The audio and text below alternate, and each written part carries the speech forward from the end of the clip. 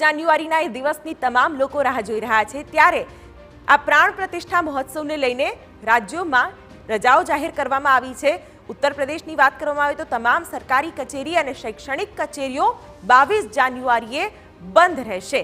સાથે સાથે ગોવામાં પણ સરકારી ઇમારતો અને શાળાઓને બંધ રાખવાનો આદેશ કરવામાં આવ્યો છે, કારણ કે એ દિવસે ઉત્સવોનો જે માહોલ હશે તે કંઈક અલગ જ હશે। ત્યારે સરકારી કચેરીઓ અને શૈક્ષણિક સંસ્થાઓમાં મધ્યપ્રદેશમાં પણ રજા જાહેર કરી દેવામાં આવી છે। આ તમામ રાજ્યો એવા છે કે જેઓએ રજા જાહેર કરી દીધી છે।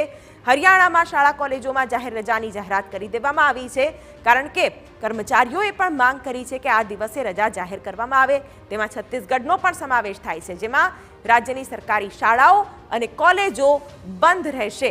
શિક્ષકોએ પણ માંગ કરી છે કે 22 જાન્યુઆરીના દિવસે રજા આપવામાં આવે।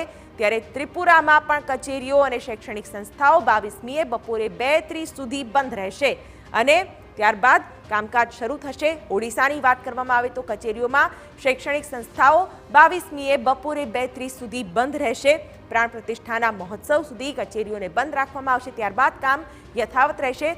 તો ગુજરાતમાં પણ રાજ્ય સરકારની કચેરી અડધો દિવસ બંધ રહેશે અને આ રીતે આ 22 જાન્યુઆરીના દિવસની તૈયારીઓ ખાસ રહેશે। આસામમાં કચેરીઓ શૈક્ષણિક સંસ્થાઓ 22મી બપોરે 2:30 સુધી બંધ રાખવાનો નિર્ણય ત્યાંની રાજ્ય સરકારે કર્યો છે।